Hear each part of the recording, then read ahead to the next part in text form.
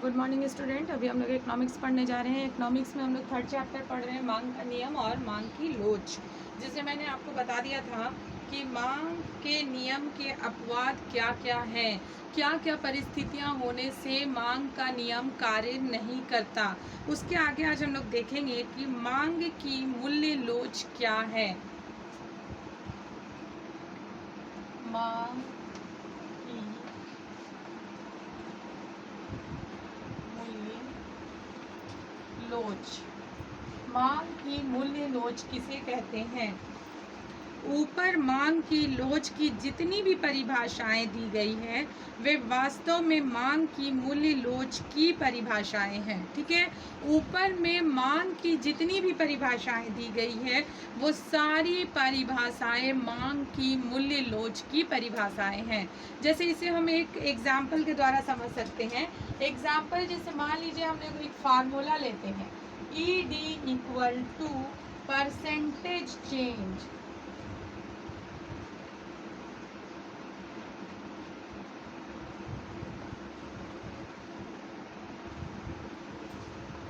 in amount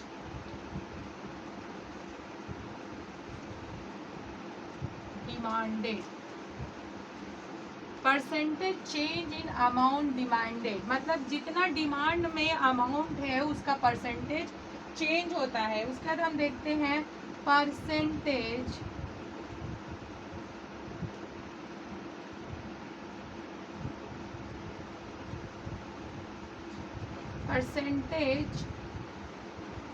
change of price. Percentage change of price.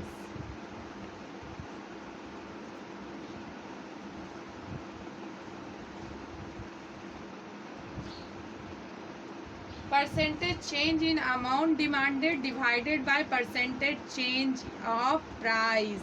ये मांग की मूल्य लोच की फार्मूला है, मतलब उसका फार्मूला है। उसको बनाने के लिए हमें इसे लगाना पड़ेगा। ED जिसको हिंदी में मैं समझा दे रही हूँ आप लोग को,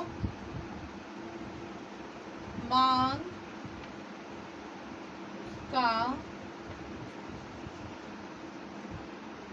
मूल्य लोच। मांग का मूल्य लोच इक्वल टू क्या होता है? मांग की मात्रा में प्रतिशत परिवर्तन।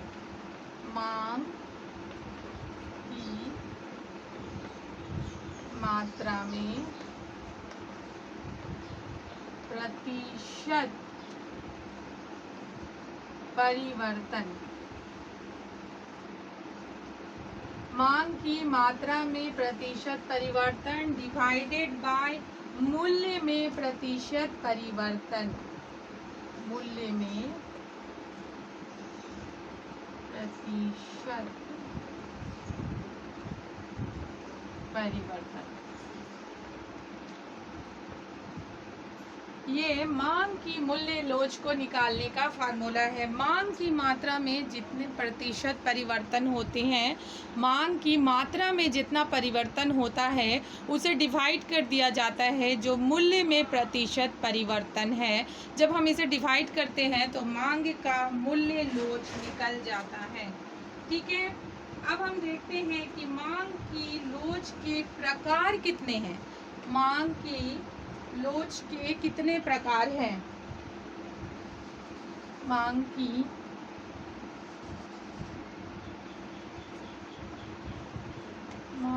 लोच के प्रकार कौन कौन से प्रकार के होते हैं? मांग की लोच के प्रकार कितने हैं? मूल्य परिवर्तन के फलस्वरूप विभिन्न वस्तुओं की मांग में अलग अलग परिवर्तन हो जाता है। अतः अर्थशास्त्री ने मांग की लोच के विभिन्न प्रकार बताए हैं। तो मांग की लोच के निम्नलिखित 5 प्रकार होते हैं। चूँकि मांग में परिवर्तन होने से मूल्य में भी परिवर्तन हो जाता है और इसीलिए मांग की लोच को 5 तरह से बांट दिया गया है। 5 तरह से बांट दिया गया है। पहला लिख सकते हैं आप, पूर्णतः लोचदार मांग। सबसे पहला होता है पूर्णतः लोचदार मांग। ये पूर्णतः लोचदार मांग किसे कहते हैं हम? जब मूल्य में कम जब मूल्य में अल्प कमी होने पर मांग में अंततः वृद्धि हो जाए तथा मूल्य में अल्प वृद्धि होने पर भी मांग घटकर शून्य हो जाए तो मांग पूर्णतः लोचदार होती है।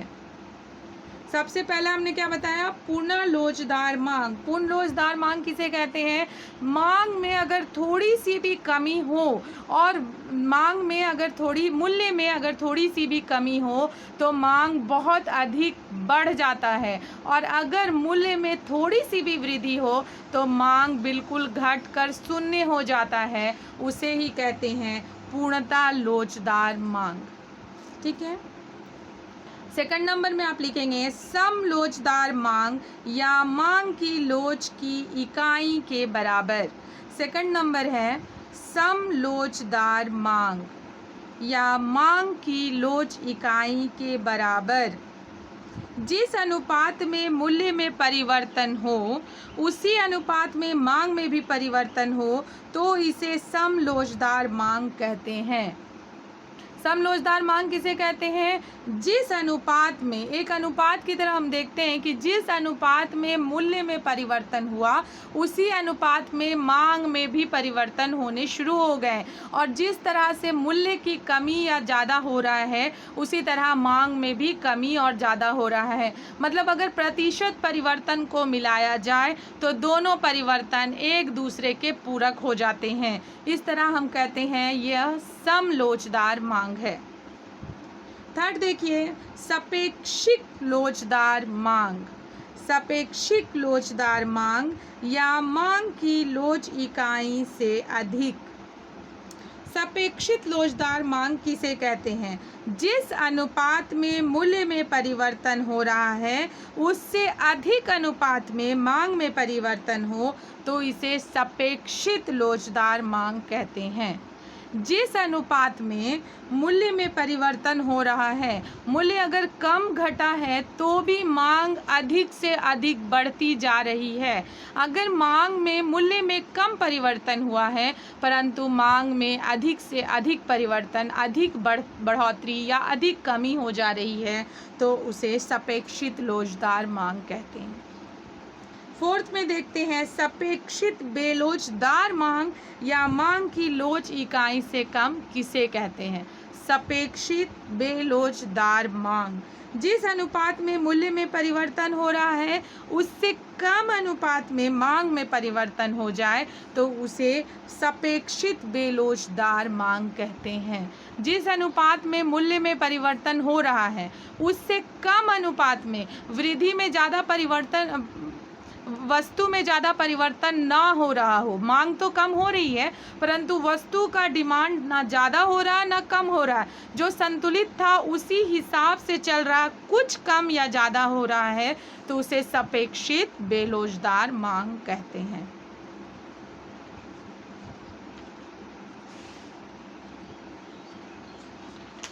फिफ्थ नंबर में हम लोग देखते हैं पूर्ण बेलोचदार मांग किसे कहते हैं? पूर्ण बेलोचदार मांग जब मूल्य में कमी अथवा वृद्धि का मांग पर कुछ भी प्रभाव ना पड़े। जब मूल्य का कमी या वृद्धि, जब किसी वस्तु के मूल्य में कमी भी हो रही है और वृद्धि भी हो रही है परंतु हमारी वस्तु के डिमांड में उससे कोई भी फर्क नहीं पड़ रहा है तो हम उसे कहेंगे पूर्णतः बेलोचदार मांग। मतलब उस मूल्य में कमी या ज़्यादा होने का कोई भी फायदा या नुकसान नहीं हो। इस तरह से हम देखते हैं कि मांग की लोच 5 तरह के होते हैं।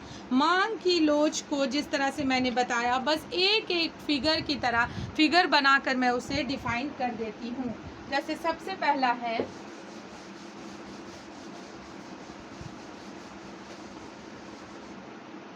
सबसे 1 नंबर हम लोग लेते हैं पूर्णतः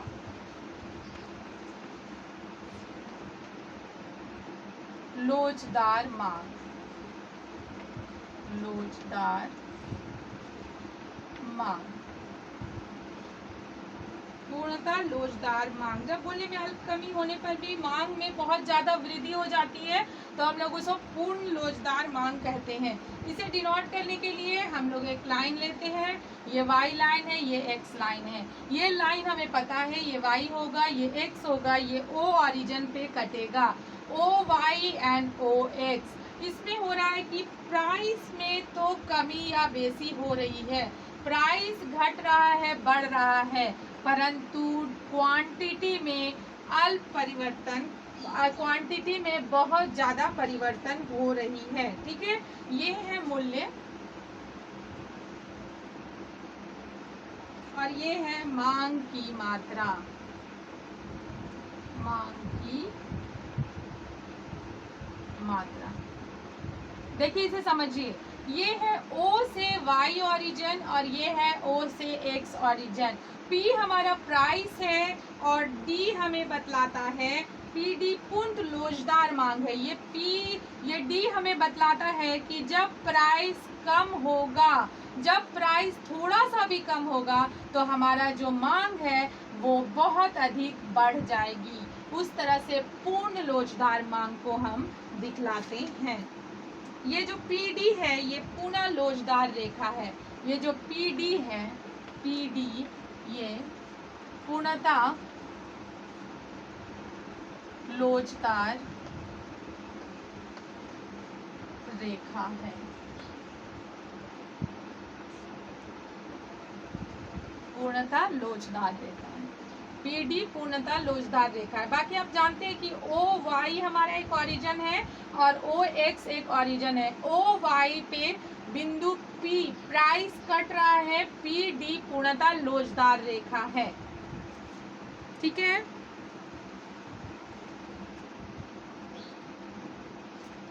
सम लोचदार मांग या मांग की लोच इकाई को किसे कहते हैं? जिस अनुपात में मूल्य में परिवर्तन हो उसी अनुपात में मांग में भी परिवर्तन हो जाता है, इसे सम लोचदार रेखा कहते हैं। इसे एक फिगर के द्वारा मैं आपको बतला दे रही हूँ।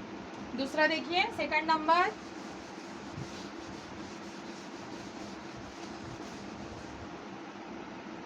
सेकंड है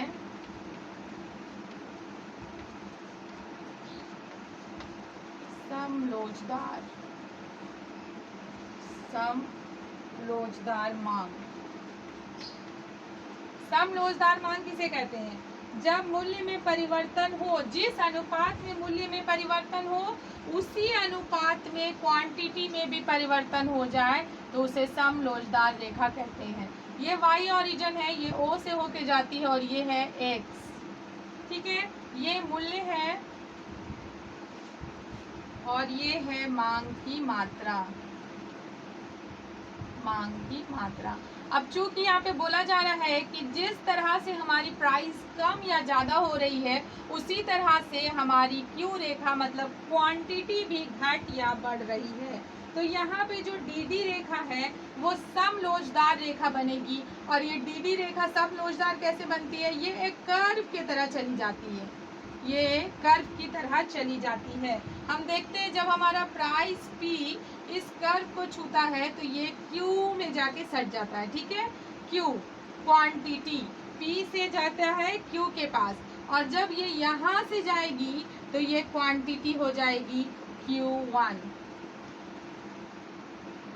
ये है P और ये है P1। P रेखा Q को जाके टच करेगी और P1 रेखा Q1 से जाके मिलेगी।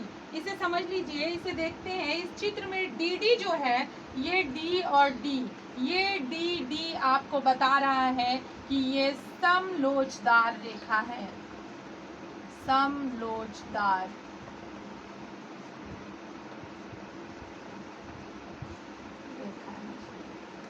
ये जो DD है ये सम लोचदार रेखा है। हमको पता है कि OP मांग की मात्रा है और OQ भी OP मूल्य की मात्रा है और OQ मांग की मात्रा है। तो इस तरह से हम समझ सकते हैं कि जब हमारा प्राइस थोड़ा भी कम या ज़्यादा हो रहा है तो मांग में भी उसी अनुपात में परिवर्तन होता चला जा रहा है।